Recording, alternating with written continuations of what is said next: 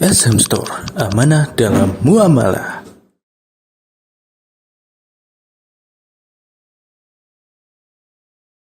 Bismillahirrahmanirrahim. Assalamualaikum warahmatullahi wabarakatuh.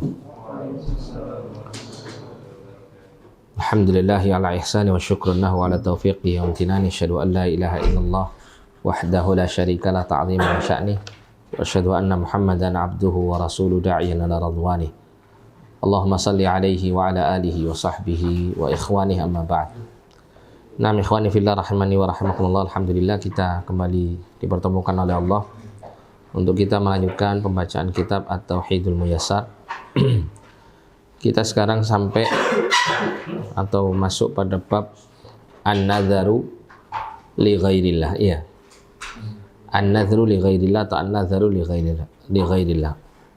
Bernazar untuk selain Allah. Seperti biasa. Monggo yang baca.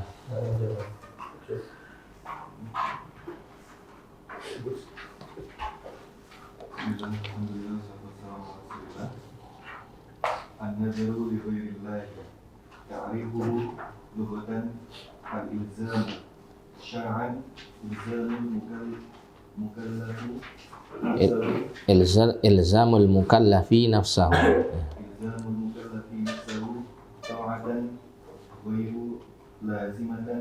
ta'atan ghaira lazimatin ta'ziman lil mandhuri lahu. Iya. An-nadharu Ibadatun lillahi itu ya. An-nadharu ibadatun lillahi. I'lam anna an-nadhara ibadatun lillahi wahdahu la tasrifu li ghairihi. La tusrafu li ghairihi. La tusrafu li ghairihi. Wa man sarfaha li ghairihi. Wa man sarafaha. Wa man sarafaha li ghairihi faqad asyraka syirkan akbar. Qala ta'ala yufuna bin nadhri di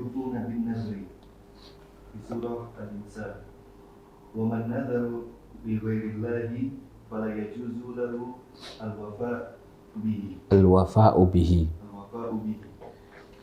Hatta yakunu an-nadharu syirkan idza alzama al-insanu nafsahu syai'an li ghairillahi ta'ziman wa taqarruban. Wa min dhalika mathalan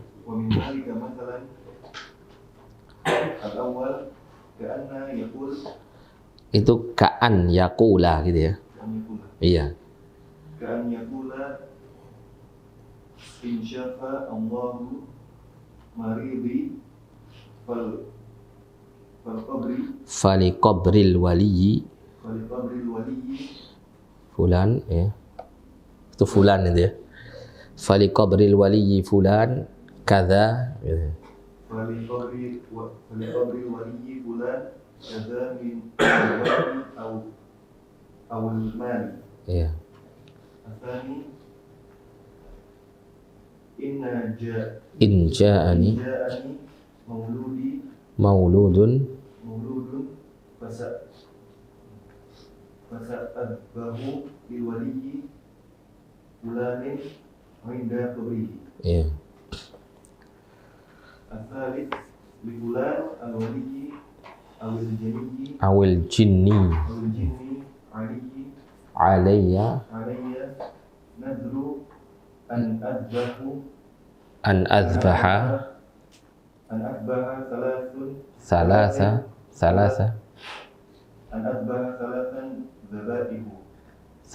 dhabaiha. Ar-rabi' an-nadru lil asnami. Al-khamis an-nadru lisyamsi wal qamari. Iya. An-nadhru li ghairillah. Nazar untuk selain Allah. Ta'rifuhu ay ta'rifun nadhri. Pengertian nazar. Lughatan secara bahasa maknanya al-ilzam. Al-ilzam itu artinya mewajibkan. Secara bahasa makna nazar adalah mewajibkan. Secara syar'an ilzamul mukallafi nafsahu. Mukallaf itu siapa? seseorang yang telah dibebani oleh syariat agama, yang telah berkewajiban menjalankan syariat agama.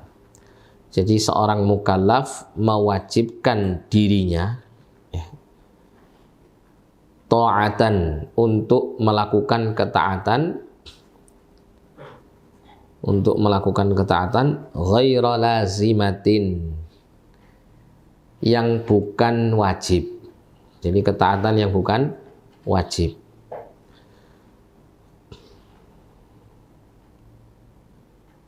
Jadi nazar itu adalah seorang mukallaf mewajibkan dirinya untuk melakukan suatu ketaatan yang bukan wajib, ta'ziman, dalam rangka untuk mengagungkan, lil manzuri lahu, dalam rangka untuk mengagungkan kepada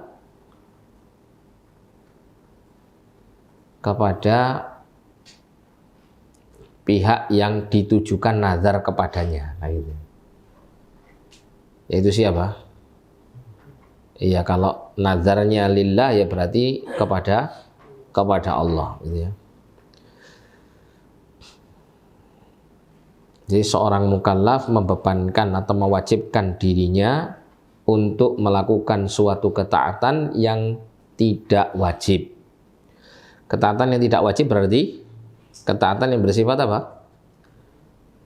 Tidak wajib berarti ketaatan yang bersifat apa? Kalau dalam agama bersifat sunnah, ya, mustahab. Ketaatan yang sifatnya hanya dianjurkan, bukan ketaatan yang wajib. Karena kalau ketaatan yang wajib tanpa diwajibkan pada dirinya sudah berhukum wajib, gitu ya. Ta'ziman lil manzuri lahu, sebagai bentuk pengagungan kepada pihak yang nazar itu dilakukan untuknya.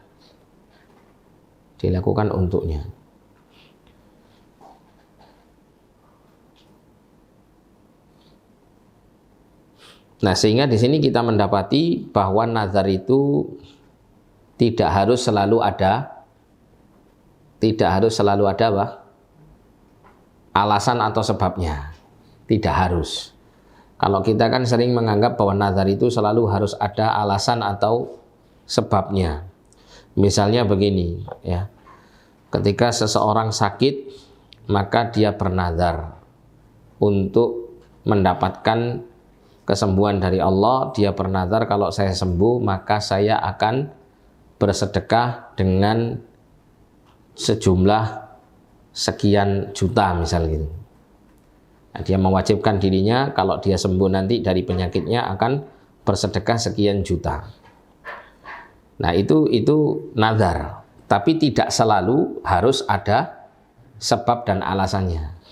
Nah, terkadang ada orang itu yang tiba-tiba mengatakan, ya, mungkin karena termotivasi untuk termotivasi untuk melakukan ketaatan tertentu, seperti misalnya dia termotivasi dengan katakanlah dengan keutamaan bersedekah, misal gitu ya. Sedekah itu pahalanya sekian. Nah, dia termotivasi untuk itu, maka kemudian dia mengatakan, saya wajibkan diriku untuk bersedekah sekian juta, dengan mengharap pahala di sisi Allah.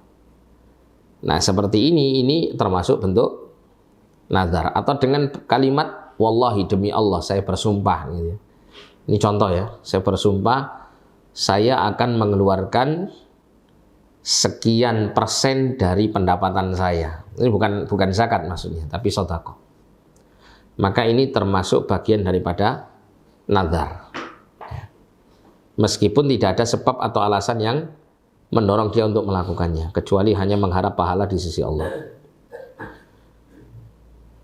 Kemudian disebutkan di sini an-nadhru ibadatun lillah. Nazar itu adalah ibadah untuk Allah.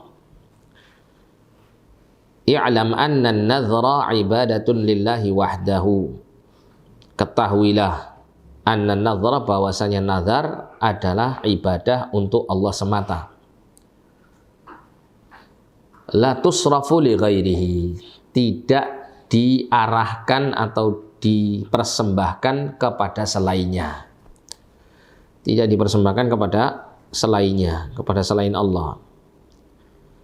Wa man sharafaha li ghairihi, dan barang siapa yang memalingkan ya atau mempersembahkan ibadah untuk selainnya, untuk selain Allah, atau bisa kita katakan barang siapa yang mengarahkan atau mempersembahkan nazar yang merupakan bagian ibadah ini untuk selain Allah, faqad asyraka syirkan akbar, maka sungguh dia telah melakukan kesyirikan, syirik yang besar ya, kesyirikan yang besar.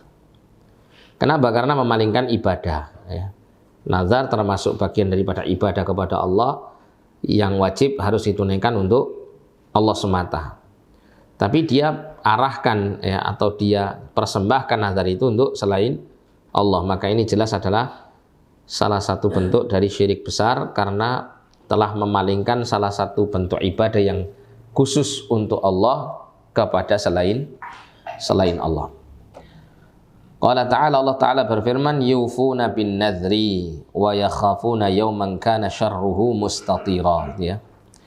Mereka adalah orang yang memenuhi nazar mereka. Mereka adalah orang-orang yang memenuhi nazar mereka. Nah, di ayat ini ya, Allah Subhanahu wa taala memuji orang-orang yang menjalankan nazar-nazar mereka kepada Allah semata. Sehingga ya dikategorikan nazar ini sebagai bagian dari ibadah kepada Allah. Wa man nazara li ghairillahi fala yajuzu lahul wafa'u bihi. Dan barang siapa yang bernazar untuk selain Allah, maka tidak diperbolehkan baginya untuk memenuhinya. Misalnya gini, ada orang itu yang sudah terlanjur misalnya karena ketidaktahuannya, kebodohannya, dia sudah bernazar pada dirinya, dia sudah wajibkan bahwa dirinya nanti akan menyembelih seekor kambing ya, dengan tujuan untuk mendekatkan diri kepada seorang wali, misalnya seorang wali fulan gitu. Nah, maka ketika dia belum melakukannya gitu ya, kemudian dia mendapatkan pengetahuan bahwa yang dilakukannya itu adalah bentuk kesyirikan, syirik besar, kemudian dia meninggalkannya gitu ya, atau dia tidak atau bertobat darinya gitu ya, maka nazar yang belum dia lakukan itu wajib bagi dia untuk tidak dia penuhi ya. Tidak boleh dia penuhi. Termasuk juga nazar yang bersifat maksiat selain syirik. Seperti misalnya seseorang itu bernazarnya untuk Allah, tapi nazarnya dia ini adalah kemaksiatan. Misalnya apa misalnya? Misalnya dia bernazar untuk apa yang orang kadang nggak tahu kalau itu maksiat, tapi itu maksiat apa kira-kira?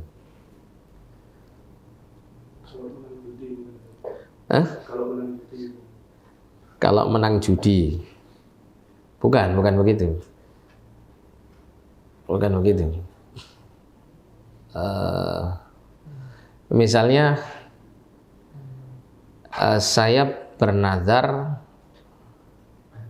misalnya untuk membiayai pembangunan gereja misal gitu ya.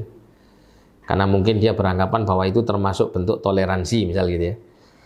Saya akan membantu pembangunan gereja ya, untuk mengharap ridho Allah misal gitu. Nah, ini kalau dia terus kemudian tahu bahwa ini adalah bentuk kemaksiatan kepada Allah, maka tidak diperkenankan untuk dia melakukannya ya. Atau mungkin dia membantu satu acara gitu ya, satu acara tertentu yang sifatnya bid'ah misalnya ya, dia mengatakan ya, saya berjanji atau saya wajibkan diri saya untuk membantu acara ini gitu, untuk mengharapkan ridho Allah. Misalnya ada sedekah bumi, ya, itu dianggap misalnya termasuk bagian sedekah yang disyariatkan, padahal di situ ada ritual yang dilarang. Nah, dia mengatakan saya akan ikut serta dalam sedekah bumi. Ya, saya wajibkan diri saya untuk ikut serta di sana dengan ya mensedekahkan atau mendonasikan dana saya minimal sekian persen dari penghasilan saya, misal begitu ya. Nah, maka ini termasuk nazar yang maksiat, meskipun diniatkan untuk Allah Subhanahu wa taala, maka tidak wajib bagi dia untuk memenuhinya, bahkan dia wajib untuk tidak memenuhinya. Gitu ya. Atau misalnya jika Persebaya menang, ya, jika Persebaya menang, saya akan menggundul rambut saya dalam rangka mengharapkan ridho Allah. Gitu. Nah, ini nazar yang tidak syar'i. Ya. Jadi nazar itu harus yang syar'i, kemudian harus dipersembahkan kepada Allah. Kalau tidak syar'i, tidak wajib untuk dipenuhi. Kalau tidak karena Allah, meskipun nazarnya syar'i, maka tidak boleh juga untuk dipenuhi, gitu ya. Idza alzamal insanu nafsahu syai'an li ghairillahi ta'dhiman wa taqarruba. Atau terkadang ada orang itu gini yang pernah saya dengar itu, kalau ya klub sepak bolanya itu menang misalnya, saya akan melakukan kirap jalan kaki misalnya. Ya, atau jalan kaki dari sini ke sini dan nah, itu namanya apa? Nazar yang maksiat. Atau termasuk juga katakanlah nazarnya sifatnya mubah misalnya, mubah.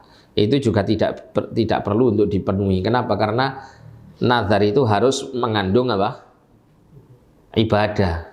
Harus yang syar'i, tidak boleh yang mubah atau lebih-lebih yang haram. Idza alzamal insanu nafsahu syai'an li ghairillahi ta'dhiman wa taqarruba. Ya, seperti kalau mubah itu seperti bagaimana? Misalnya gini, kalau saya mendapatkan kesembuhan ya dari penyakit ini, maka saya akan makan setiap hari 2 kali sehari saja. Ya, dalam rangka menggapai ridho Allah. Nah, itu mubah gitu. Kalau sesuatu yang mubah di sini, maka tidak perlu untuk dipenuhi, gitu ya. Karena yang harus dipenuhi adalah apa? Bentuk ketaatan yang sifatnya ghairu lazimah, yang tidak wajib. Jadi nazar itu mewajibkan suatu bentuk ketaatan yang tidak wajib, gitu ya, dalam rangka mengagungkan Allah sebagai Tuhan yang ditujukan nazar itu kepadanya. Apabila manusia itu mewajibkan dirinya dengan sesuatu untuk selain Allah dalam rangka pengagungan dan pendekatan diri kepada selain Allah tersebut, ya, wa min dzalika ya mathalan, dan di antara hal itu ada contohnya. Jadi kalau nazar itu seperti ini, maka ini disebut dengan nazar yang syirik, gitu ya. Seseorang yang mewajibkan dirinya untuk melakukan sesuatu kepada selain Allah dalam rangka mengagungkan Allah dan mendekatkan diri kepadanya. Ya, termasuk juga misalnya bentuknya bukan ketaatan, tapi bentuk-bentuk mubah misalnya. Itu pun juga nggak boleh kalau dilakukan untuk selain Allah. Ya, itu bisa dikategorikan syirik. Seperti misalnya seseorang mengatakan tadi, kalau saya sembuh dari penyakit saya tidak akan makan lebih dari 2 kali, gitu ya, untuk supaya saya dekat dengan misalnya, atau untuk sebagai pengagungan saya kepada guru saya atau mbah saya, gitu, siapa gitu ya, atau pihak-pihak yang menjadi sekutu bagi Allah dalam mempersembahkan nazarnya. Nah, ini termasuk bentuk syirik, meskipun yang dinazar tadi itu adalah perkara yang bersifat mubah atau yang bukan termasuk bagian dari ketaatan. Karena yang dilihat adalah dari sisi kepada siapa nazar itu ditujukan, gitu ya. Yang pertama contohnya ka'an yaqula insyafallahu maridhi faliqabril wali fulan kadza minal ghanam awil mal. Seperti ada orang mengatakan, jika Allah menyembuhkan sakitku, maka bagi kubur wali fulan itu ada bagian dari penyembelihan ghanam, ya, kambing atau harta tertentu, ya, untuk dipersembahkan di sana. Misalnya kalau saya sembuh dari penyakit saya, ya, saya nanti akan ikut larung saji misalnya. Nah, ini tentu untuk selain Allah. Kemudian yang kedua, in ja'ani mauludun fasa'adzbahu lil wali fulan 'inda qabrihi. Apabila ja'ani maulud, apa ja'ani maulud maksudnya? Kalau aku punya anak gitu ya, maksudnya begitu ya. Maka aku akan menyembelih untuk wali fulan di sisi kuburnya. Ya, bernazar kalau saya punya anak nantinya, nanti saya akan sembelih kambing misalnya di samping kubur fulan. Atau ada sebagian orang itu yang bernazar misalnya, nanti kalau saya sudah kaya, gitu, saya akan penuhi persyaratan-persyaratan yang diminta oleh Mbah Dukun misalnya, atau diminta sebagai persyaratan pesugihan, dengan misalnya setiap tahunnya saya harus mencat ulang rumah saya dengan warna tertentu misalnya gitu ya. Ya, jadi mencat ulang warna itu termasuk mubah atau sunnah? Mubah. Tapi kalau tujuannya ditujukan untuk selain Allah sebagai nazar gitu ya, maka di sini ada sisi kesyirikannya. Bagaimana sisi kesyirikannya? Yaitu dia melakukan sesuatu yang mubah itu dia wajibkan dalam rangka mengagungkan pihak yang lain selain Allah. Ya. Melalui nazarnya itu dia telah mengagungkan selain Allah dengan melakukan perkara yang mubah yang kemudian dia wajibkan untuk dia kerjakan. Sehingga tidak terikat dengan hanya perkara-perkara yang termasuk bagian daripada ritual agama gitu ya. Kemudian yang ketiga, li fulanil wali awil jinni alayya nazarun an azbaha thalatha dzabaih. Untuk fulan ya, wali fulan atau jin fulan gitu, wajib bagi saya untuk memenuhi nazar kepada mereka dengan menyembelih 3 kambing misalnya, atau 3 sembelihan. Kemudian yang keempat, an-nazar lil asnam, bernazar untuk berhala-berhala. Yang kelima, an-nazru lisyamsi wal qamar, bernazar untuk matahari dan bulan. Nah, ini adalah contoh-contoh kapan nazar itu menjadi syirik.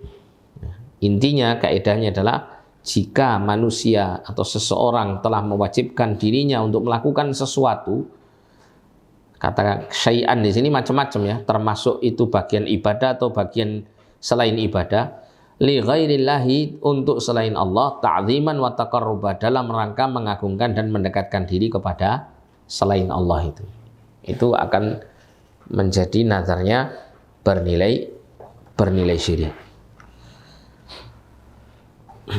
Sampai sini ada pertanyaan mengenai nazar syirik?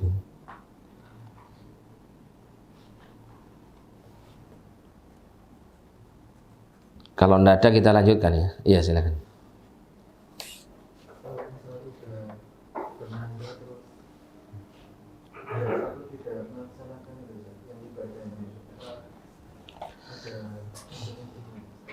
Ada, dia dikategorikan sebagai orang yang tidak memenuhi sumpahnya.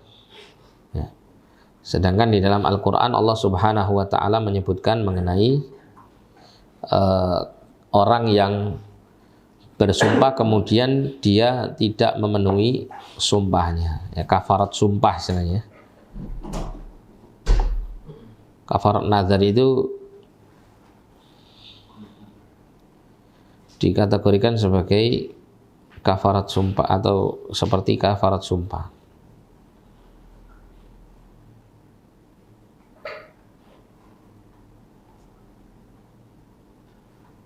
Dalam surat Al-Maidah ayat 89 ya. Al-Maidah ayat 89.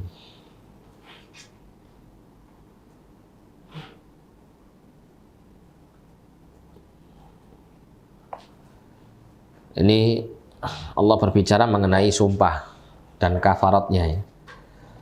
Dan nazar dikategorikan sumpah. Kenapa? Karena dia telah mewajibkan kepada dirinya sesuatu yang tidak wajib. Ada kandungan sumpah di dalamnya. Ya. Seseorang mewajibkan dirinya itu seakan-akan ada kandungan sumpah untuk mengerjakan sesuatu yang diwajibkan untuk dirinya tersebut. La yu'akhidhukumullahu billaghwi fi aimanikum walakin yu'akhidhukum bima 'aqadtumul aiman. Fakaffaratuhu it'amu 'asharati masakin min awsati ma tut'imuna ahlikum aw kiswatuhum aw tahriru raqabah. Jadi kafaratnya itu memberi makan 10 orang miskin dengan makanan yang biasa kalian berikan untuk keluarga kalian. Ya, kalau misalnya Anda dan keluarga Anda itu biasa makan lauknya ayam misalnya, ada sayurnya, ada sambalnya lengkap lah gitu ya, komplit, 4 sehat 5 sempurna. Ya, misalnya komplit gitu. Nah, maka berikan apa? Kepada 10 orang miskin ya, makanan untuk mereka yang biasa Anda dan keluarga Anda makan. Au kiswatuhum, atau berikan pakaian untuk mereka. Ya, pakaian yang juga biasa kita pakai ya, pakaian-pakaian yang biasa kita pakai kualitasnya seperti itu kita berikan kepada 10 orang fakir miskin.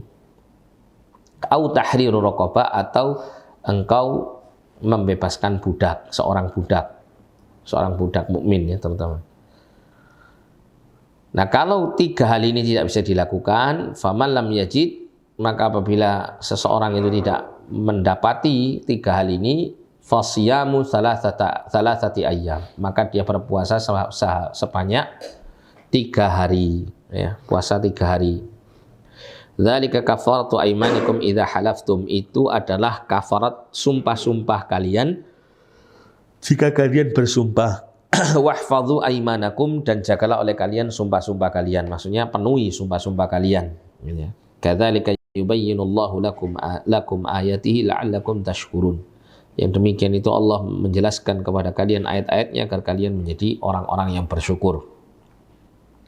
Jadi caranya seperti itu. Kafaratnya memberikan makan kepada 10 orang miskin dengan makanan yang biasa kita makan bersama keluarga kita, atau dengan memberikan pakaian kepada 10 orang miskin ini, atau dengan membebaskan seorang budak. Kalau 3 hal ini tidak bisa dilakukan dan salah satunya tidak bisa dilakukan, maka dia berpuasa selama 3 hari. Berpuasa 3 hari berturut-turut gitu.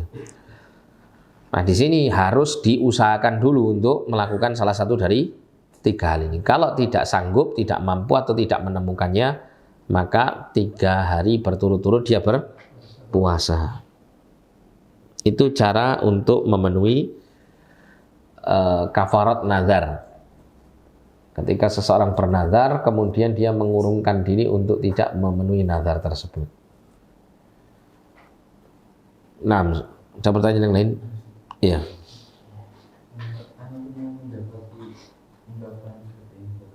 Nazar itu dilakukan untuk orang-orang yang bakhil.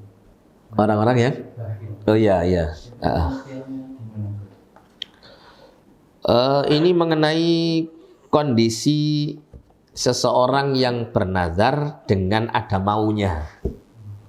Misalnya seperti kalau Allah Subhanahu wa taala memberikan saya kekayaan, maka saya akan mengeluarkan sedekah sejumlah sekian.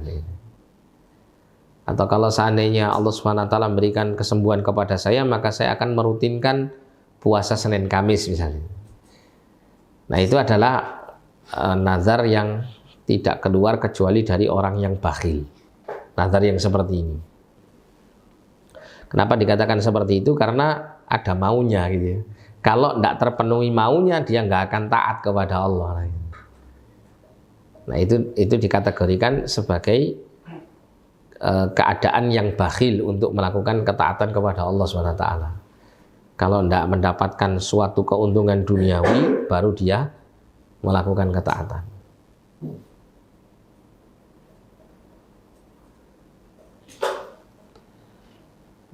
Nah, ada pertanyaan lagi atau kita lanjutkan? Iya. Gantian sebentar ya. Ngalah sama junior. Harus ini baca atau bisa nonton? Tadi kalau nadarnya itu untuk Allah, maka wajib bentuknya ibadah. Karena dikatakan dalam pengertiannya adalah ta'atan ghaira lazimah. Ketaatan yang hukumnya tidak wajib diwajibkan untuknya dalam rangka mengagungkan Allah.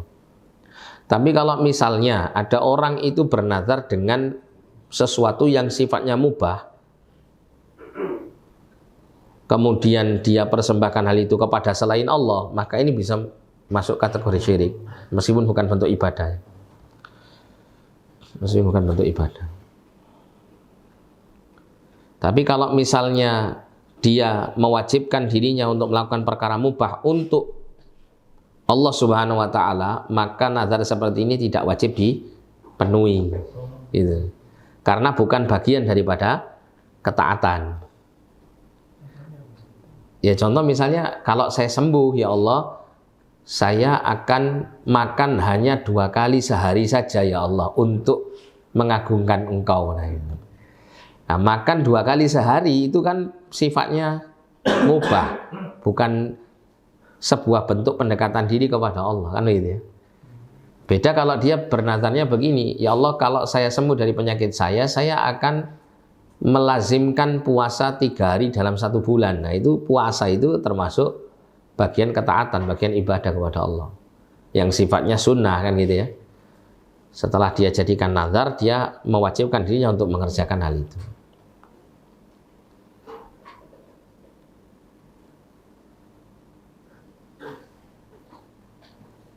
Nah, silakan. Iya. Yang pertama, terhitung sebuah nazar itu apakah yang sudah diucapkan atau yang masih terbesit dalam hati itu sudah terhitung nazar? Iya. Yang kedua, apa namanya, nazar yang tanpa sebab itu apakah juga terhitung nazar yang batil? Yang tanpa sebab tertentu. Iya. Iya. Kalau yang pertanyaan pertama saya belum tahu jawabannya. Nanti saya cari jawabannya. Untuk yang kedua itu bukan termasuk bagian daripada kebakhilan. Ya. Bukan termasuk dari kebakhilan, akan tetapi kebanyakan nazar itu tidak terwujud seperti itu. Munculnya biasanya kebanyakan adalah jika ada maunya, nah gitu. Itulah yang membuat kemudian Nabi menyatakan bahwa nazar itu tidak keluar kecuali dari orang yang bakhil.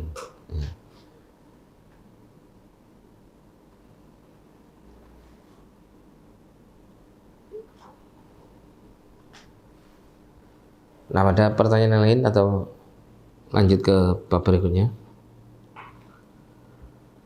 Kalau tidak ada, kita lanjutkan ya.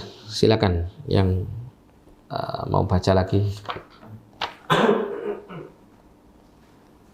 Al-isti'anatu wal-istighatsatu wal-isti'anatu. Ma'aniha al-isti'anatu talabul 'auni. Al-istighatsatu talabul ghawthi wa huwa kashfu shiddati.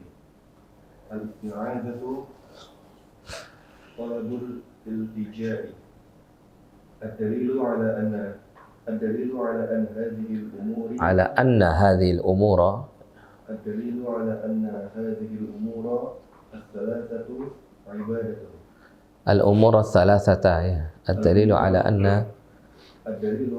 هذه الأمور الثلاثة عبادة. الأول الاستعانة، قوله تعالى إياك نعبد وإياك نستعين. الاستغاثة، قوله تعالى إذ تستغيثون ربكم فاستجاب لكم. الاستعاذة، قوله تعالى قل أعوذ برب الناس. حكم الاستعانة، والاستغاثة والاستعاذة بغير الله تنقسم إلى قسمين. الأول جائزة إذا توفرت الشروط وهي أربعة. ألف itu syartani muta'alliqani bil amril matlubi al-isti'anati wal-istighatsati wal-isti'adzati bihi. Al-awwal alla yakuna min khasa'isillahi. Ya.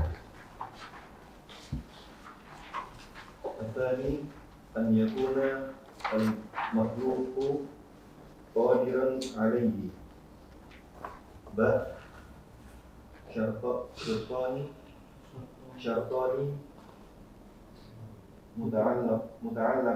muta'alliqani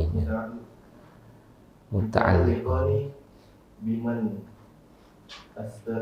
itu kalau antum menemukan ada sukun ketemu sukun, maka yang pertama itu di kasroh bimanis tu'idha awis tu'ina gitu ya, awis tughitha bihi. syartani muta'alliqani biman istu'idha aw istu'ina aw istughitha bihi. Al-awwal an yakuna hayyan. Al-thani an yakuna hadiran. Al-thani syartiyatu idza takhallafa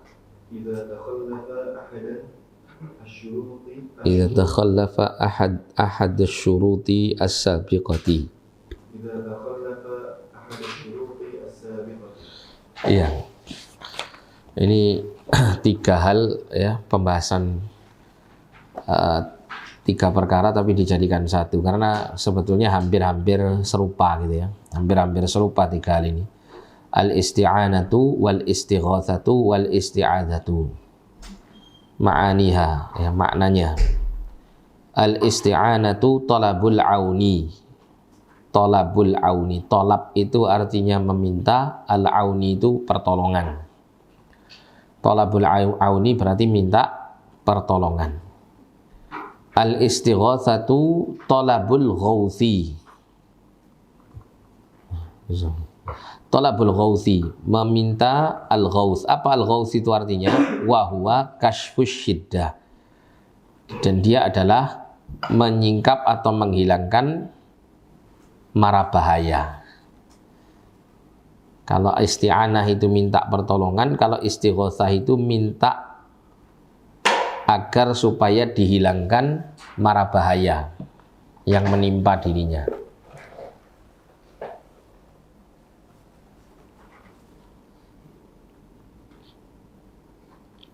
Al-isti'adzatu talabul iltija.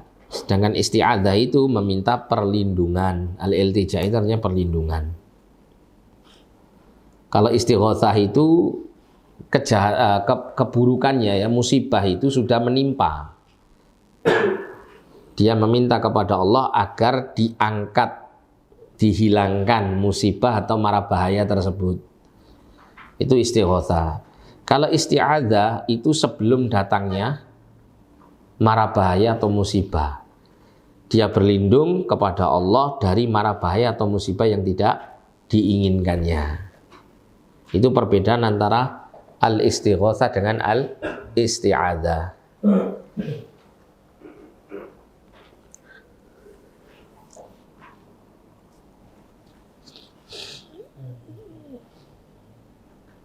Ad-dalilu ala anna hadhihi al-umur ats-tsalatsata ibadatun. Dalil bahwa perkara tiga tadi, isti'anah, istighatsah, isti'adzah, itu bagian daripada ibadah. Yang pertama al-isti'anatu qauluhu ta'ala iyyaka na'budu wa iyyaka nasta'in, hanya kepadamu kami beribadah dan hanya kepadamu kami meminta pertolongan. Ya, jadi Allah SWT menyebutkan, pertama menyebutkan perintah kaitannya dengan ibadah yang bersifat umum. Kemudian Allah menyebutkan tentang kaitannya dengan ibadah yang bersifat khusus, lebih spesifik, yaitu wa iyyaka nasta'in gitu ya. Kemudian al-istighatsatu qauluhu ta'ala idz tastaghitsuna rabbakum fastajaba lakum. Apabila kalian meminta kepada istighatsah kepada Tuhan kalian, meminta tolong untuk dihilangkan mara bahaya kepada Tuhan kalian, fastajaba lakum, maka ya Tuhan kalian akan mengabulkannya untuk kalian.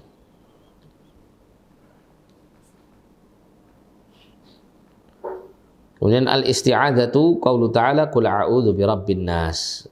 Isti'adzah adalah berlindung ya kepada Allah dari mara bahaya atau keburukan.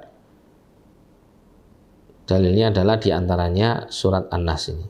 Katakan wahai Muhammad, a'udzu, aku berlindung birabbin nas, kepada Tuhannya manusia.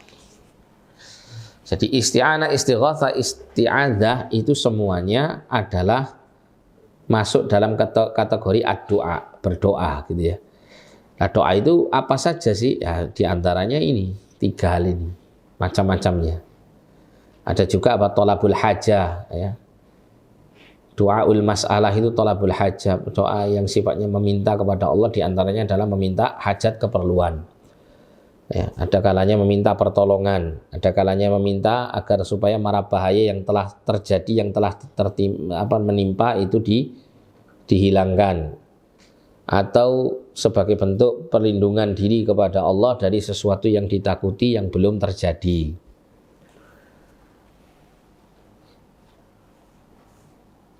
Hukmul isti'anati wal istighatsati wal isti'adzati bi ghairillah. Hukum isti'anah, istighatsah, isti'adzah kepada selain Allah. Tangqasimu ila qismain. Terbagi menjadi 2. Yang pertama adalah jaizatun, boleh. Minta tolong, minta supaya dihilangkan mara bahaya dari dirinya, dan minta perlindungan dari mara bahaya sebelum terjadinya kepada selain Allah, itu ya terbagi menjadi 2. Yang pertama boleh. Nah, boleh itu bagaimana? Idza tawaffaratish syurut wa hiya arba'ah. Jika memenuhi syarat-syarat yang menjadikan hal itu boleh, yaitu apa? Ada 4 syaratnya. Dari 4 syarat itu dibagi menjadi 2. Yang pertama adalah syartani muta'alliqani bil amril matlub, al-isti'anah wal istighatsah wal isti'adzah bihi. 2 persyaratan itu berkaitan dengan perkara yang diminta, yang menjadi tujuan dia meminta gitu ya. Meminta pertolongan, meminta dihilangkannya mara bahaya, meminta perlindungan ya. Itu dari sisi yang diminta gitu. Yang diminta. Jadi selain Allah boleh dia dimintai isti'anah, istighatsah, isti'adzah, tapi harus yang pertama alla yakuna min khasaisillah.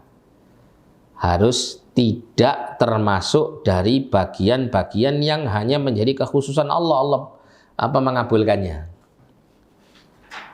Misalnya ada orang itu minta pertolongan kepada orang lain, sesama manusia.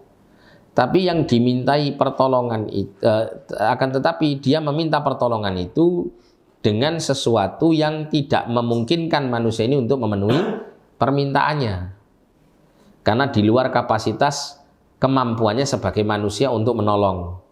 Misalnya, wahai fulan, ya, tolonglah saya dari siksa api neraka, misalnya gitu. Atau sembuhkan penyakit saya. Atau buat saya jadi orang kaya, atau yang semacamnya, atau tolong ya berikan aku jodoh misalnya, atau yang serupa dengan itu. Nah, maka tidak diperkenankan untuk diminta kecuali hanya kepada Allah, karena ini termasuk perkara atau ranah-ranah yang hanya Allah saja yang mampu untuk memberikannya. Termasuk juga minta supaya mara bahaya itu dihilangkan dari dirinya, mara bahaya yang tidak mungkin ya manusia itu untuk bisa menghilangkannya. Ya, kecuali siapa? Allah SWT. Atau juga berlindung kepada sesuatu yang hanya Allah saja yang mampu melindungi, sedangkan makhluk tidak memiliki kemampuan untuk melindungi dari hal itu, seperti minta perlindungan dari siksa api neraka, perlindungan dari azab kubur, atau perlindungan dari hal-hal yang hanya Allah yang mampu untuk melakukannya. Maka yang seperti ini ya berkaitan dengan pihak yang dimintai pertolongan atau pihak-pihak yang dimintai istighotsah atau isti'adzah. Harus bukan sesuatu yang menjadi kekhususan Allah. Kemudian yang kedua, an yakunal makhluqu qadiran alaihi. Hendaklah ya, makhluk yang dimintai pertolongan tersebut atau dimintai istighotsah dan isti'adzah tersebut itu memiliki kemampuan dalam memberikan pertolongan kepadanya. Misalnya ya, seseorang itu dikejar orang lain untuk dibunuh. Kemudian orang ini mendatangi seseorang atau misalnya ke polisi gitu ya, minta perlindungan kepada polisi ini dari serangan orang yang ingin membunuhnya. Nah, maka ini dibolehkan.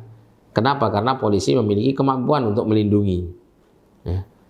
Tapi kalau misalnya tiba-tiba ada orang dalam kondisi seperti ini, dia tiba-tiba datang ke anak kecil usia 5 tahun misalnya, atau 6 tahun, atau 7 tahun, minta perlindungan. Ya. Tolong saya dilindungi. Tiba-tiba si anak ini mengatakan, tenang, biar saya yang melindungimu, misal gitu.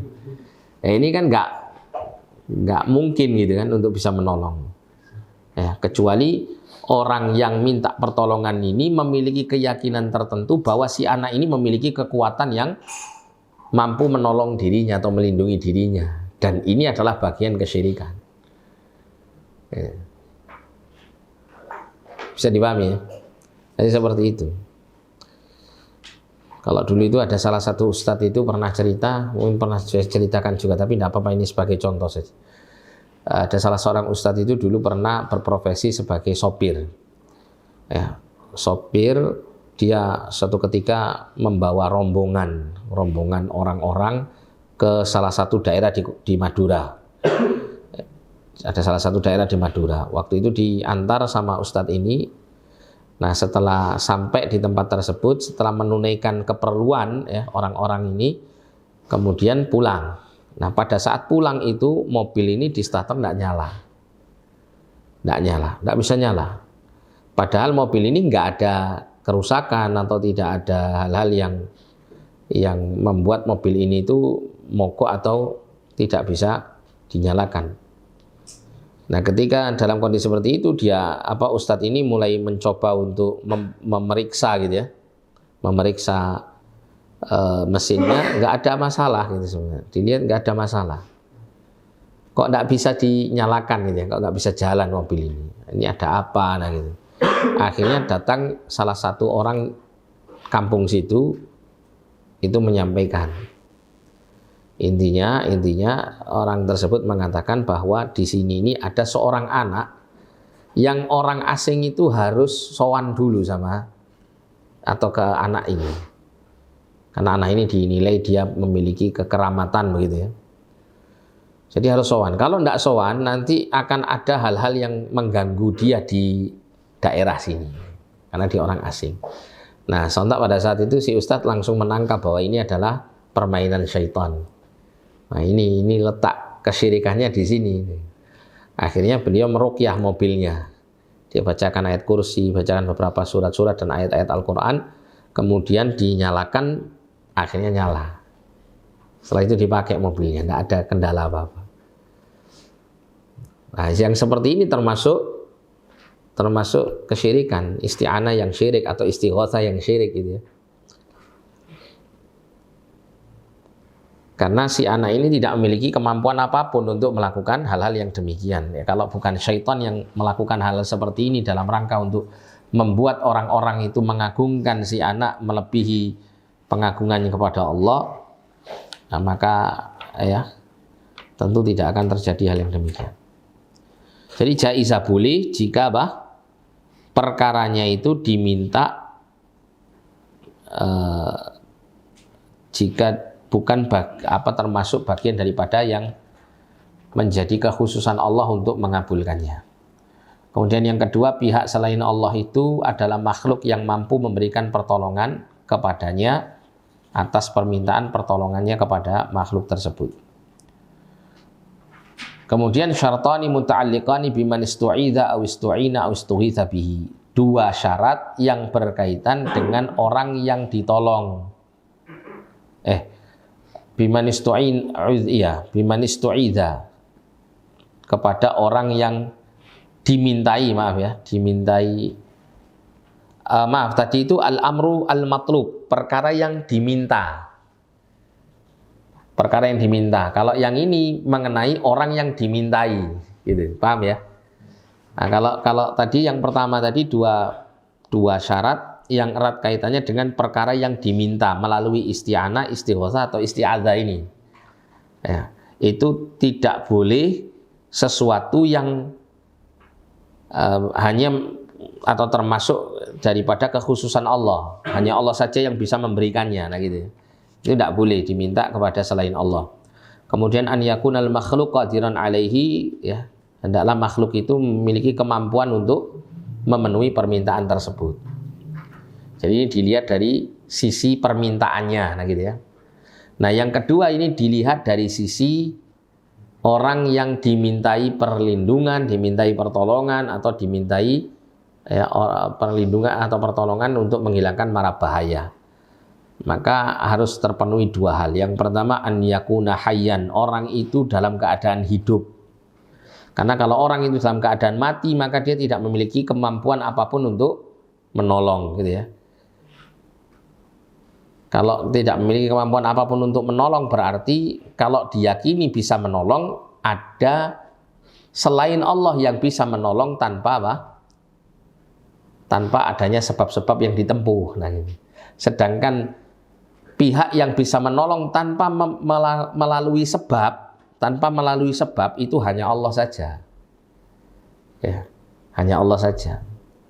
Nah, kalau ada orang yang berkeyakinan bahwa orang mati itu bisa menolong dia sehingga dia menyeru orang-orang mati ini untuk menolong dia, berarti dia memiliki keyakinan bahwa orang yang mati itu bisa memberikan pertolongan tanpa sebab. Kemudian yang kedua an yakuna hadiran. Yang dimintai pertolongan atau perlindungan itu harus orang yang hadir, orang yang ada di sampingnya. Yang dengan itu dia bisa memberikan pertolongannya, bantuannya secara langsung. Bukan kemudian orangnya itu jauh di tempat yang berbeda gitu ya. Semisal seseorang itu misalnya punya guru, gurunya bilang gini, kalau kamu ada ditimpa masalah atau ditimpa mara bahaya, cukup kau panggil nama gurumu saja. Meskipun saya nggak ada di sampingmu gitu ya. Sebut nama guru sambil injak bumi 3 kali. Ya Ustadz Dedi misal gitu ya, jedor. Nah, itu nanti langsung diyakini Diyakini punya kemampuan Ustadz Dedi melindunginya. Nah ini termasuk syirik kalau seperti ini. Ya. Tapi kalau Ustadz Dedinya ada di sampingnya, ya minta tolong Ustadz saya begini dan Ustadz Dedi ini mampu untuk memberikan pertolongan, maka ini tidak syirik. Nah, kemudian disebutkan di sini syirkiyatun, ya. Semua 3 bentuk tadi itu bisa menjadi syirik jika idza takhallafa ahad asy-syurutis sabiqah, jika menyelisihi salah satu dari syarat-syarat yang telah disebutkan tadi. Salah satu dari 4 syarat tadi ya, 2 syarat yang erat kaitannya dengan permintaannya ya, dan 2 syarat yang berkaitan dengan orang yang diminta. Sampai sini ada pertanyaan? Insya Allah untuk pertemuan berikut kita masuk pada pembahasan mengenai asy-syafa'ah. Nah, naktafi lahuna subhanakallahumma wa bihamdika asyhadu an la ilaha illa anta astaghfiruka wa atubu ilaik. Sallallahu ala nabiyyina Muhammadin wa ala alihi wa sahbihi wasallam. Walhamdulillahi rabbil alamin wa lakum minkum. Assalamualaikum warahmatullahi wabarakatuh.